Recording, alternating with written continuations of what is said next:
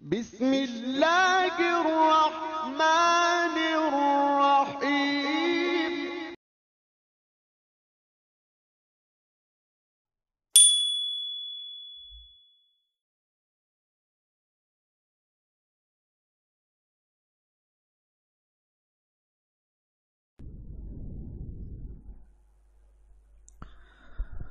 Bismillahirrahmanirrahim. Assalamualaikum warahmatullahi wabarakatuh. Bihamdillah wassalatu wassalamu ala rasulillah wa ala alihi wa sahbihi wa mawalah wa la hawla wa la quwata illa billahi wa ba'du. Qala Allah azza wa jalla يا أيها الذين آمنوا اتقوا الله حق تقاته ولا تموتن إلا وأنتم مسلمون وقال صلى الله عليه وسلم فإن أصدق الحديث كتاب الله وخير الهدى هدى محمد صلى الله عليه وسلم وشر الأمور محدثاتها وكل محدثة بدعة وكل بدعة ضلالة وكل ضلالة في النار. Ma'asyiral muslimin yang dimuliakan Allah Subhanahu wa taala. Alhamdulillah di pagi hari ini kembali kita bisa berduduk untuk bermajelis ilmu walaupun lewat media. Dan pembahasan di pagi hari ini kita akan membahas tentang peristiwa Karbala, terbunuhnya salah satu cucu Nabi sallallahu alaihi wasallam, Husain ibnu Ali radhiyallahu anhu. Ma'asyiral muslimin yang dimuliakan Allah Subhanahu wa taala, setiap lewat kepada kita bulan Muharram, terutama lewat pada tanggal 10 Muharram, maka kita diingatkan dengan peristiwa yang sangat menyayat hati. Terbunuhnya salah satu dari cucu Nabi sallallahu alaihi wasallam, Husain ibnu Ali radhiyallahu anhu. Bagaimana kisahnya?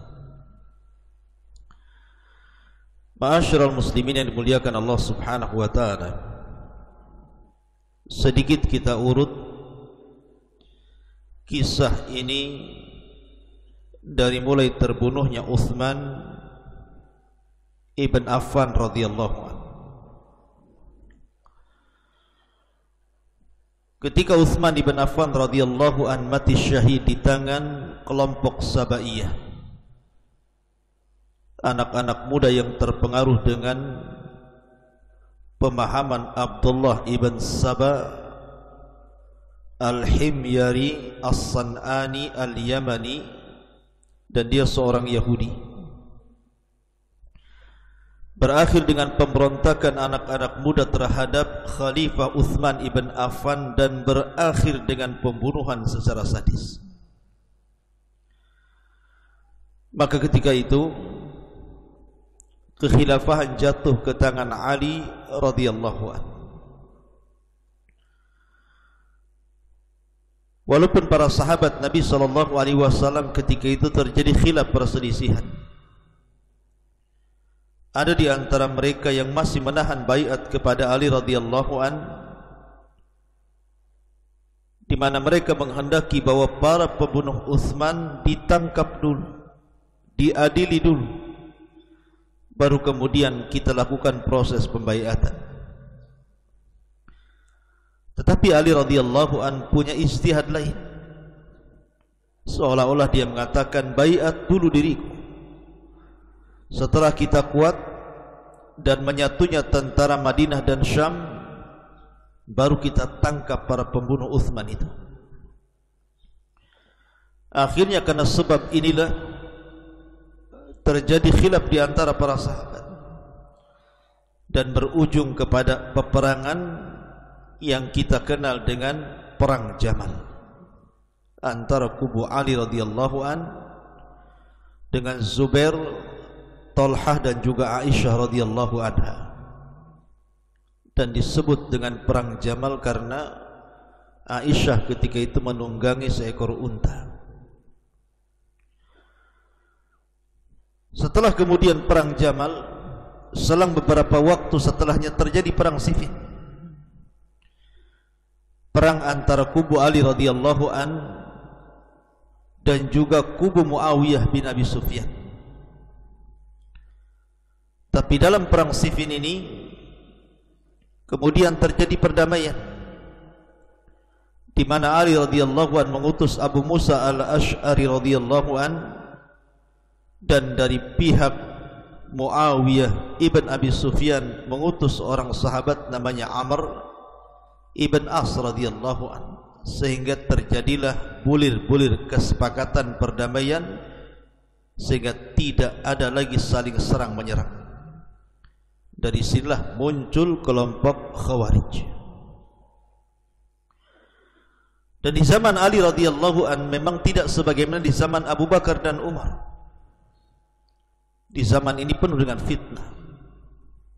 Ya, karena Ali radhiyallahu anhu sendiri yang mengatakan, adapun di zaman Abu Bakar rakyatnya seperti diriku, makanya mereka mengalami ketentraman dan juga kemenangan. Adapun di zaman diriku, kata Ali radhiyallahu anhu, pemimpinnya seperti diriku dan rakyatnya seperti kalian. Ini Ali radhiyallahu an yang bicara seperti ini. Dan boleh jadi kita katakan hari ini, jangan kalian bermimpi bahwa Umar bin Khattab radhiyallahu an akan kembali ke zaman sekarang, bahwa kepemimpinan Khalid ibn Walid akan kembali ke zaman sekarang, bahwa kepemimpinan para pendekar Islam yang telah menjadikan Islam jaya akan kembali di zaman sekarang, kalau pemimpinnya dan rakyatnya seperti Abu Bakar dan juga rakyatnya seperti Ali. Selamanya tidak mungkin kejayaan itu diraih. Ma'asyiral muslimin yang dimuliakan Allah Subhanahu wa taala, ketika kemudian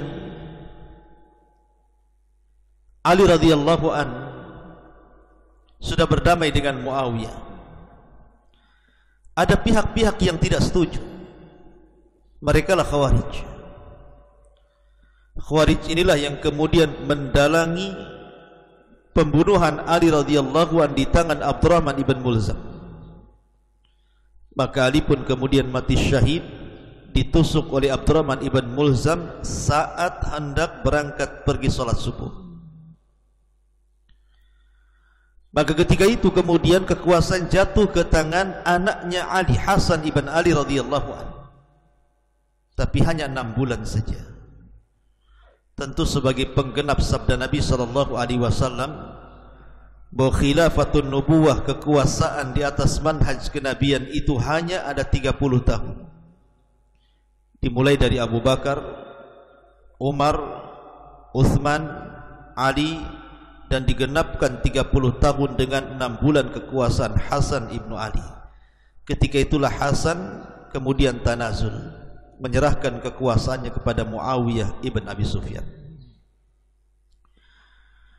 Dan tentu ini pembenaran sabda Nabi sallallahu alaihi wasallam bahwa di antara cucuku ini, kata Nabi sallallahu alaihi wasallam, antara Hasan dan Husain akan ada yang mendamaikan dua kekuatan besar yang saling berhadap-hadapan dan hendak menumpahkan darah. Ya, rupanya itu terjadi kepada Hasan ibnu Ali radhiyallahu anhu. Hasan pun tidak mau kejadian yang pernah dialami oleh ayahnya Ali bin Abi Thalib, yang mengerahkan pasukan kemudian berperang melawan pasukan Muawiyah sehingga darah bertumpah di mana-mana.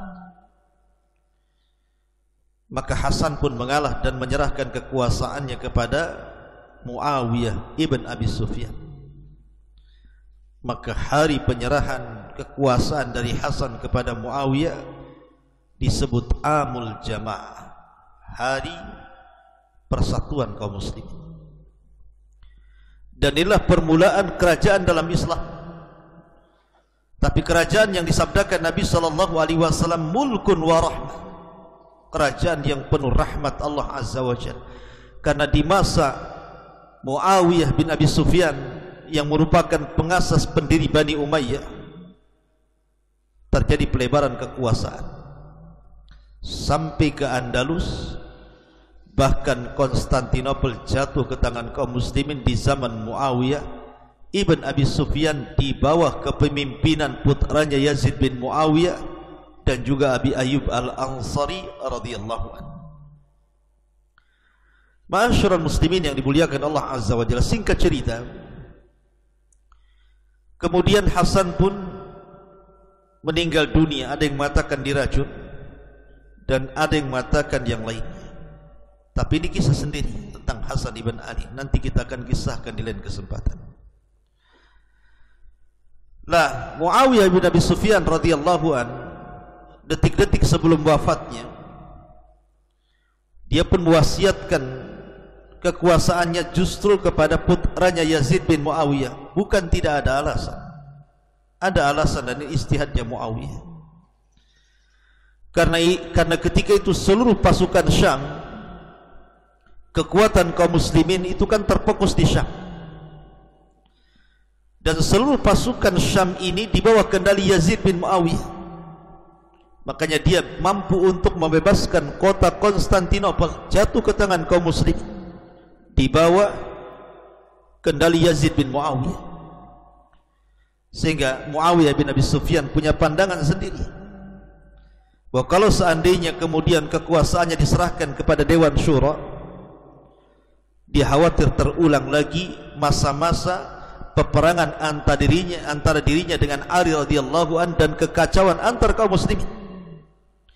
Makanya dia punya keyakinan selama kekuatan di tangan putranya Yazid, maka kekuasaan akan betul-betul langgeng dan tidak akan terjadi kekacauan sebagaimana yang sudah pernah terjadi. Itu ijtihad Muawiyah. Makanya dia tidak memberikan kekuasaan kepada Dewan Syura. Ma'asyiral muslimin yang dimuliakan Allah Azza wa Jalla, walaupun secara kemuliaan tentu di sana ada manusia-manusia yang jauh lebih mulia dibandingkan Yazid. Dan itu kesepakatan kaum muslimin di zaman itu sampai hari ini. Seperti Abdullah ibn Umar jauh lebih mulia dibandingkan Yazid. Abdullah ibn Abbas radhiyallahu anhu jauh lebih mulia dibandingkan Yazid. Kemudian juga Husain ibn Ali radhiyallahu anhu sepakat lebih mulia dibandingkan Yazid ibn Muawiyah. Jadi, tetapi Muawiyah punya pandangan sendiri. Bagaimanapun seorang penguasa kan bukan hanya melihat sisi agama, tetapi juga sisi politik, kekuatan, ekonomi dan begitu seterusnya. Maka diberi ijtihad bahwa putranya layak untuk menggantikan dirinya, Yazid bin Muawiyah, putra daripada Muawiyah ibn Abi Sufyan radhiyallahu anhu. Meninggallah Muawiyah ibn Abi Sufyan. Dibaiatlah Yazid putra Muawiyah sebagai pengganti raja kedua setelah Muawiyah. Lah rupanya Yazid ini tidak sebagaimana bapaknya. Penduduk Irak berseberangan dengan penduduk Syam. Karena penduduk Irak tidak suka dengan Yazid dan Bani Umayyah. Akhirnya penduduk Irak pun mengirim surat ke Madinah ataupun ke Mekah, yang surat ini semuanya ditunjukkan kepada Husain ibnu Ali radhiyallahu anhu. Dan semua isi surat itu tentang kesediaan mereka akan membaiat Husain dan menggulingkan pemerintahan Yazid. Surat menyurat di zaman itu bukan perkara mudah, melalui proses berhari-hari, berbulan-bulan. Sehingga ketika Husain membaca surat itu, dianggapnya itu surat luar biasa, surat serius, bukan surat main-main. Dari situlah kemudian Husain pun berencana untuk berangkat ke Irak, berangkat ke Kufah untuk membaiat atau pengambilan baiat penduduk Kufah dan Irak kepada dirinya. Maka disiapkanlah pasukan yang tidak banyak, dan 72 keluarganya diangkut oleh Husain ibn Ali untuk berangkat ke Kufah. Banyak sahabat ketika itu melarang agar jangan Husain ini berangkat ke Kufah. Salah satunya Abdullah ibn Umar, Abdullah ibn Abbas, kemudian Abu Sa'id al-Khudri, dan sahabat-sahabat yang lainnya, karena mereka tahu bahwa penduduk Kufah itu para pengkhianat, penduduk Irak itu para pengkhianat. Maksudnya di zaman itu, kita tidak membicarakan kemudian zaman setelahnya sampai hari ini. Di zaman itu, karena namanya sejarah itu harus dijelaskan. Abdullah ibn Umar sampai mengingatkan tentang meninggal ayahnya Ali bin Abi Thalib dan juga abangnya, bahwa mereka telah berkhianat kepada Ali dan juga saudaramu Hasan ibn Ali. Jangan berangkat ke sana. Bahkan dia diarahkan, kalau engkau mau berangkatlah ke Yaman. Yaman itu pendukung ayahmu Ali, engkau bisa berkuasa di sana. Tapi Allah subhanahu wa ta'ala sudah mentakdirkan kepada Husain harus seperti itu jalannya. Maka Husain pun ketika itu tetap hendak berangkat, sampai Abdullah bin Umar kemudian berdoa kepada Allah, astaudiuka min qatil, aku menitipkan dirimu kepada Allah dari para pembunuh itu. Jangan sampai kau dibunuh di sana, karena kalau kau pergi ke sana, engkau pulang tinggal nama. Mereka para pembunuh. Lah tepat pada tanggal 8 Dzulhijjah, dan itu hari Tarwiyah, hari di mana permulaan haji dari Mekah ke Mina. Ketika itu juga ada sahabat yang menyarankan, sebaiknya kau haji dulu wahai Husain. Coba kau tanya jemaah haji dari beberapa tempat yang berasal dari Irak atau Syam, bagaimana kondisi mereka. Tapi Husain ketika itu menolak dan tetap berangkat.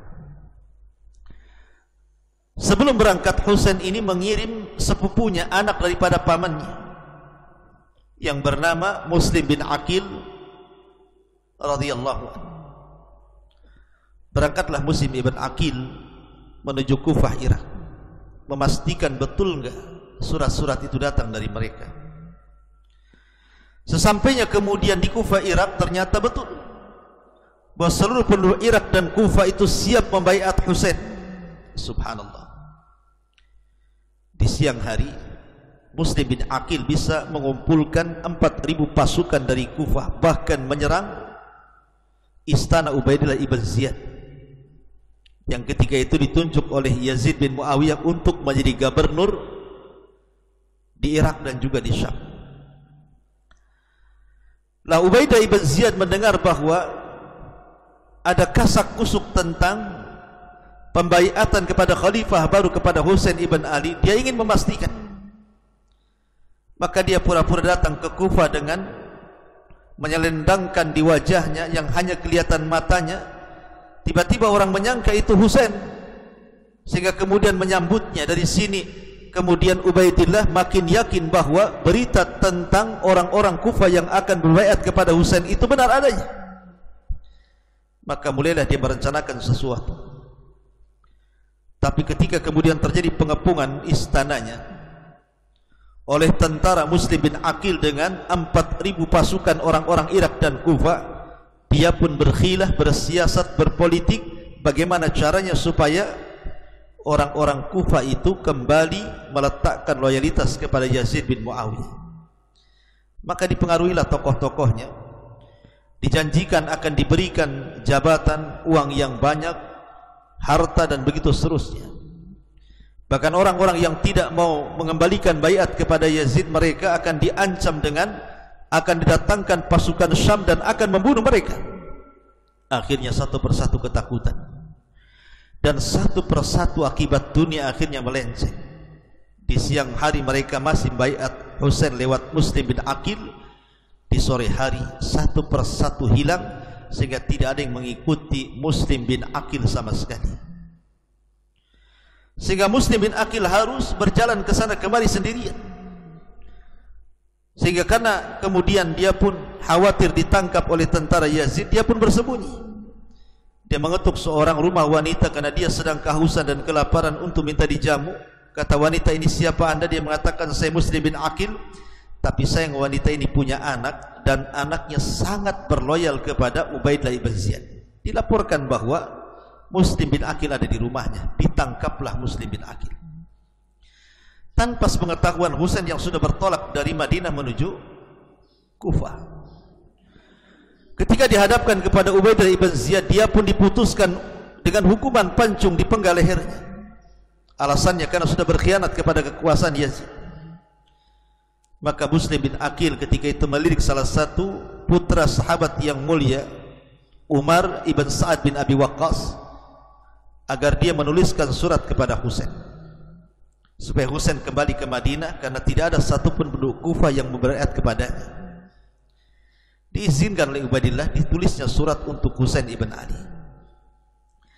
Maka setelah dia menulis surat, dia pun kemudian dipenggal dan meninggal dunia. Maka surat itu kemudian sampai kepada Husain. Husain ini sebenarnya hendak kembali ke kota Madinah, tetapi masalahnya Ubaidillah ibn Ziyad ini, dia punya kaki tangan yang sangat jahat.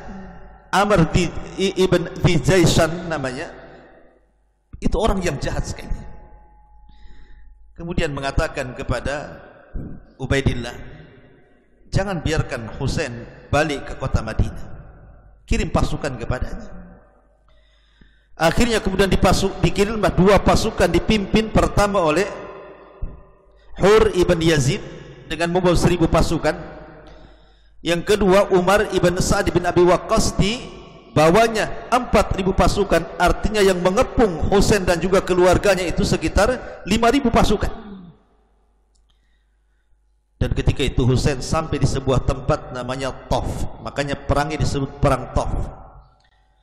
Ketika sampai di Tauf, kemudian dia bertanya kepada orang-orang, ini tempat namanya apa? Maka manusia mengatakan, ini Karbun Wabala, atau disebut dengan Karbala. Ini Karbala, Karbun Wabala. Maka Husain pun beristirahat dan keluarganya di situ. Tiba-tiba datang pasukan yang dipimpin oleh Hur dengan 1000 pasukan, meminta agar Husain pulang kembali ke Madinah. Masalahnya,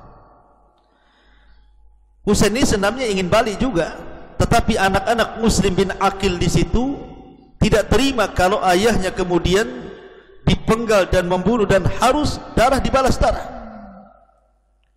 qisas. Tetapi kemudian Husain pun mengatakan, kalian datang ke Kufah karena diriku. Kalau kalian tetap membela ayah kalian Muslim bin Aqil karena darah dibalas darah, maka sebagai imbalannya saya ikut kalian. Mari kita selesaikan kematian Muslim bin Aqil ini. Makanya tetap Husain dan juga seluruh pasukannya yang sedikit dan keluarganya tetap bertahan dan tidak pulang ke kota Madinah, sampai datang pasukan Hur ibn Yazid At-Tamimi ini. Lah ketika itu kemudian Hur ibn Yazid At-Tamimi, dan di belakangnya ada tentara yang lebih besar daripada itu dipimpin Umar bin Sa'ad bin Abi Waqqas ini, Husain ibn Ali radhiyallahu anhu. Ketika itu ditawarkan untuk pulang, tetapi kemudian dihalang-halangi pasukan Yazid, pasukan Ubaidillah ibn Ziyad ini, karena sudah terdesak. Maka Husain mengatakan, berikan kepadaku 3 pilihan. Pertama, biarkan aku berangkat ke Syam untuk berbaiat kepada Yazid, selesai urusan. Atau kirim aku ke Thugur, ke perbatasan antara negeri Islam dengan negeri musuh, biarkan aku berjihad, biar aku meninggal di sana. Atau biarkan aku pulang ke kota Madinah. Tapi Syammar ibn Jaisan mempengaruhi Ubaidillah ibn Ziyad agar tiga perkara itu jangan diizinkan kecuali harus kembali kepada keputusannya. Akhirnya kemudian Husain pun dikepung di Karbala ini dengan 5.000 pasukan. Ketika itu Husain meminta waktu kepada mereka agar keluarganya di malam itu beribadah kepada Allah Azza wa Jalla, tahajud, baca Quran, berzikir, karena dia tahu ini akan terjadi pembantaian. Maka betullah ketika terjadi pengepungan itu, semua orang itu tidak berani mendekati Husain. Mereka tahu Husain ini adalah cucu Rasul dan akan menjadi para pemimpin atau pemimpin para pemuda di sorga. Mereka tahu dari sabda Nabi SAW, sehingga mereka tidak berani mendekati Husain. Ketika terjadi pertempuran pun, ketika Husain datang kepada mereka, mereka lari, tidak mau mendekat.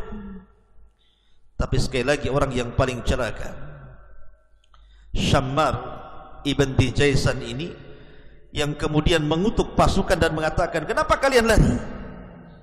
Kenapa kalian lari? Terus bergerak, kepung pasukan, bunuh Husain. Akhirnya kemudian Sinan ibn Anas dan juga Syammar ibn Dijaisan pun kemudian, ada yang mengatakan kedua orang ini yang membunuhnya, dan seluruh pasukan dibantai. Seluruh keluarga Nabi SAW meninggal, kecuali putra Husain yang bernama Ali ibn Husain ibn Ali ibn Abi Talib, yang ketika itu usianya belasan tahun dan sakit, tidak dibunuh karena sedang sakit dan berada di tenda bersama ibunya, hanya ditawan kemudian dibawa ke hadapan Ubaidillah. Lah ketika itu kemudian Husain ini setelah dibunuh dipenggal kepalanya, dan kepalanya dibawa ke hadapan Ubaidillah. Ubaidillah orang yang paling celaka ini mengambil tongkat dan memukul-mukul kepala Husain ibn Ali radhiyallahu anhu. Padahal Anas bin Malik radhiyallahu anhu mengatakan, demi Allah, tidak ada wajah yang mirip dengan wajah Nabi SAW melebihi Husain ibn Ali. Kenapa pula dihinakan seperti itu? Ma'asyiral muslimin yang dimuliakan Allah Subhanahu wa ta'ala, keluarga Nabi SAW satu persatu terbunuh di Karbala, dan berakhir dengan terbunuhnya Husain ibnu Ali radhiyallahu anhu. Maka ketika itu kemudian kabar terbunuhnya Husain datang kepada Yazid. Yazid sempat marah, bahkan istri-istrinya menangis. Dan Yazid mengatakan, aku tidak memerintahkan kalian untuk membunuh Husain. Bahkan dia mengatakan, kata Yazid ketika itu, ama wallahi, demi Allah, lau anni sahibuhu la'afautu anhu wa rahimallahu al-Husain. Kalau seandainya aku berada di samping dia ketika Husain datang ke Kufah, aku akan maafkan perbuatannya. Semoga Allah Subhanahu wa ta'ala merahmati Husain. Kemudian Yazid mengatakan, wa qad kuntu arda min ta'atikum biduni qatlil Husain. Aku senang kalian berbaiat kepadaku, tapi kenapa harus membunuh Husain? Artinya Yazid bin Muawiyah pun tidak setuju, tetapi ini karena kebijakan yang jahat dari Ubaidillah ibn Ziyad, sehingga kemudian terpengaruh dengan Syammar ibn Dijaisan dan juga Sinan, akhirnya terbunuh Husain dan juga seluruh keluarga Nabi SAW di Karbala. La haula wa la quwata illa billah. Cucu Nabi SAW yang dikatakan raihanatu Rasulillah, yang dikatakan sayyidah sababi ahlil jannah, pemimpin para pemuda di surga, yang Nabi SAW katakan sadaqallahul azim, innama amwalukum wa auladukum fitnah. Saat menggendong Hasan dan Husain, dia mengatakan, sungguh benar segala firman-Nya, sesungguhnya harta dan anak kalian menjadi fitnah, termasuk diriku terfitnah dengan kedua cucuku ini. Dan apabila Rasul sedang sujud, kemudian Hasan dan Husain berada di pundaknya Rasul karena sayangnya kepada keduanya, tidak lantas kemudian bangkit dari sujud sampai keduanya turun. Sayangnya Nabi SAW kepada Husain dan juga Hasan, tapi mereka membunuhnya, mereka membantainya. Ma'asyiral muslimin yang dimuliakan Allah Subhanahu wa taala. Maka akhirnya kemudian kepala Husain pun ada yang mengatakan dipendam di Irak, ada yang mengatakan di Syam, ada yang mengatakan dibawa ke Madinah. Tapi peristiwa ini sangat menyayat hati kita, membuat kita sedih. Apabila terlintas di bulan Muharram, maka kita teringat dengan peristiwa Karbala. Dan Nabi SAW pernah mewasiatkan kepada para sahabat, dan itu wasiat kepada kita semuanya. Ketika pulang dari Hajjatul Wada sampai di Ghadir Hum, Ghadir itu artinya sebuah lengkuan yang di situ banyak air hujan, dan Hum itu sebuah tempat di sekitar antara Mekah dan Madinah. Rasul kemudian berdiri di Ghadir Hum ini. Ketika itu telah terjadi perselisihan masalah fikih, masalah zakat antara Ali dan sebagian para sahabatnya. Kemudian Nabi SAW mengingatkan kepada para sahabat, "Udzakirukumullahu fi ahli baiti." Aku ingatkan kalian agar menjaga keluargaku, agar menjaga keluargaku. Tapi tentu terbunuhnya Husain tidak boleh seseorang kemudian meratap sebagaimana yang dilarang Nabi SAW. Arba'un min umuril jahiliyyati la yatrukuhun. Ada 4 perkara dari amalan jahiliyah kalian tidak bisa meninggalkannya. Salah satunya adalah an-niyahatu 'alal mayyit, seorang meratapi orang mati. Karena Ali radhiyallahu anhu yang mengatakan, laisa minna man darabal hudud wa syaqqal juyub wa da'a bid'awal jahiliyah. Kata Ali radhiyallahu anhu, aku mendengar Rasul bersabda, bukan termasuk umatku apabila tertimpa musibah kematian orang yang dicintainya, memukul-mukul pipi, merobek-robek pakaian, ataupun berteriak-teriak seperti jahiliyah. Maka kita perlu bersabar, berdoa sebagaimana Rasul mengatakan, Allahumma hjurni fi musibati, ya Allah berikan musibah karena musibah yang menimpa diriku. Kemudian istirja, inna lillahi wa inna ilaihi raji'un. Bukan kemudian seperti orang-orang Syiah yang mereka memukul-mukul badan, memukul-mukul pipi, mengeluarkan darah karena merasa menyesal karena terbunuhnya Husain ibn Ali. Ini bukan ajaran Nabi sallallahu alaihi wa ala alihi wasallam. Ini yang bisa sampaikan di pagi hari ini secara singkat tentang terbunuhnya Husain. Mudah-mudahan menjadi sebuah pengingat kepada kita tentang sejarah yang mengerikan bagi keluarga Nabi sallallahu alaihi wasallam. Subhanakallah bihamdika asyhadu an la ilaha illa anta astaghfiruka wa atubu ilaik. Allahu ta'ala alam. Assalamualaikum warahmatullahi wabarakatuh.